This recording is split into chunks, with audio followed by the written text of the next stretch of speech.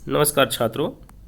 आज हम लोग पढ़ेंगे क्लास 10वीं की दूसरी पोयम जिसका नाम है ओड ऑन सोलिट्यूड। ओड का मतलब समझेंगे और सोलिट्यूड का मतलब होता है अकेलापन। तो देखते हैं अलेक्जेंडर पोप क्या करते हैं। Alexander Pope 1688 to 1744। Alexander Pope का जन्म 1688 ईस्वी और मृत्यु 1744 ईस्वी को हुई। was one of the greatest satirists of the early 18th century। सैटारिस्ट मतलब होता है व्यंग्यकार। 18वीं शताब्दी के महत्वपूर्ण व्यंग्यकारों में से एक थे। He was also a critic, वह एक समालोचक भी थे, क्रिटिसाइज करने वाले। बट लेकिन he is remembered chiefly as satirist, लेकिन उन्हें मुख्य रूप से व्यंग्यकार के रूप में याद किया जाता है। This vein of his poetry is best express. उनकी कविताओं की विशेषता मुख्य रूप से वर्णित है किनमें? The rape of the lock कविता का नाम है, द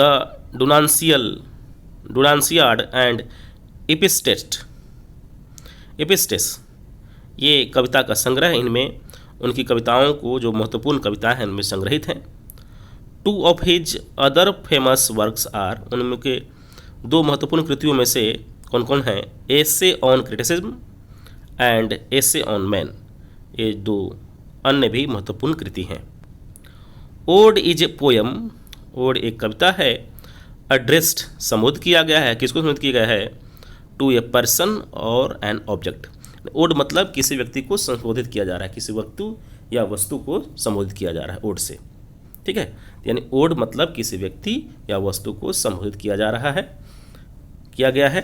द ग्रीक वर्ड, जो ये ओड है वो ग्रीक वर्ड है मिंट। इसका मतलब है ए कोरिक song generally एकम्बन्ड bye dance.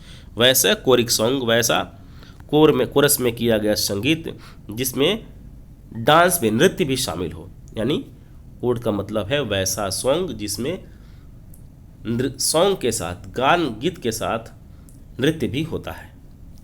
The term is presently use to refer to long, और जो टर्म यहाँ ओड है वो वर्तमान रूप में रेफर किया गया है meditative lyric poem that in dignified manners address to noble subject. और यहाँ पे एक मेडिटेटिव लिरिक के रूप में एक सम्मानित तरीके से ये यहाँ पे यूज किया गया है।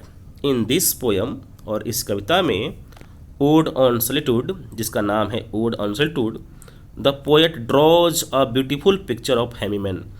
कवि यहाँ एक खुशी आदमी या खुश आदमी के एक महत्वपूर्ण और सुंदर चित्रण किया है।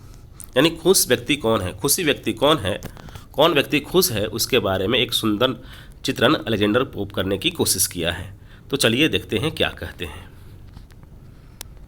अलेक्जेंडर पोप बोलते हैं, happy the man whose wish, happy the man whose wish, happy the man, वह व्यक्ति खुश है, वह व्यक्ति खुशी है जिसकी इच्छाएं विशेष पूरी होती होंगी।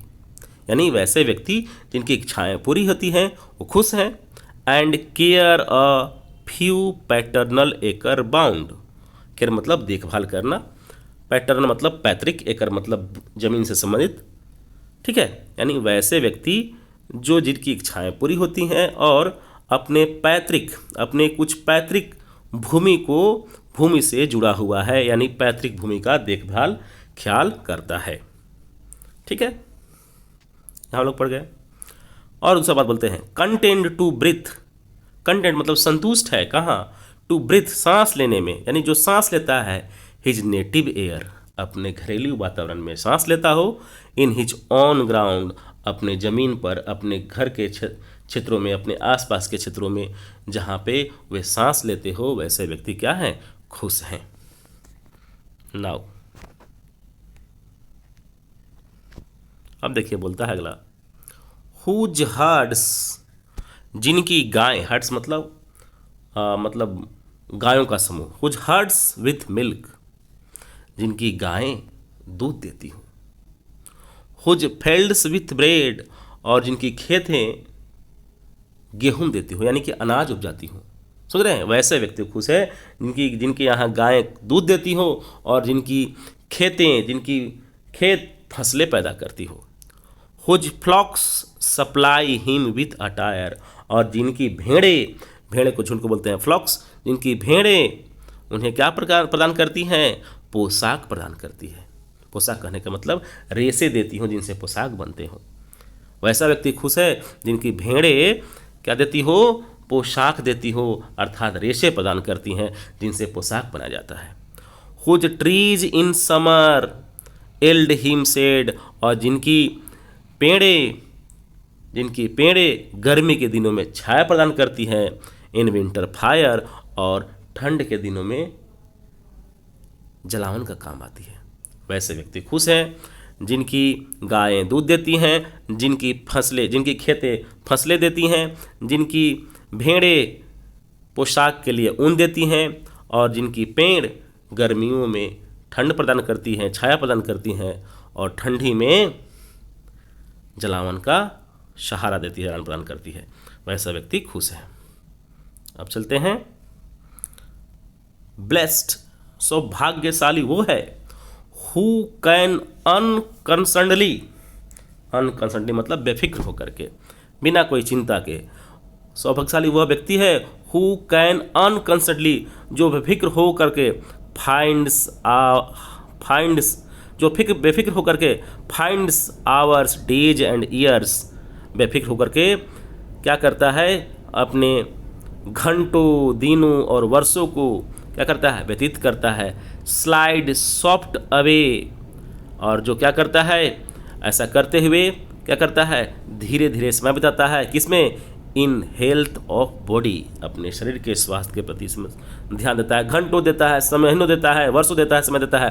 पीस ऑफ माइंड, मस्तिष्क की शांति में वह समय देता है। क्वाइट बाय डे, और दिन प्रतिदिन क्या कर बिल्कुल शांत हो जाता है, यानी दिन में शांति पद रहता है, बिल्कुल शांत रहता है, शांतचित्त होकर रहता है। वैसा व्यक्ति खुश है जो बेफिक्र होकर रहता हो, घंटों महीनों दिनों समय बिताता हो, उन्हें कोई चिंता की बात नहीं है, उन्हें कोई चिंता सताने रहे, बेफिक्र होकर रह रहा है, आसानी से उनके दिन कट रहे हैं, जिनके शरीर स्वस्थ हैं, जिनके मस्तिष्क बिल्कुल शांत हैं, और जिनके दिनचर्या बिल्कुल ही आराम से कट रहे हैं, वैसा व्यक्ति क्या है, बिल्कुल खुश है। तो इस प्रकार से एक खुशी व्यक्ति के कौन व्यक्ति खुश है उसके गुणों के बारे में इन्होंने, जिनका नाम अलेक्जेंडर पोप है, अपनी बातों को रखा है। आई होप आप लोग समझ गए होंगे। धन्यवाद।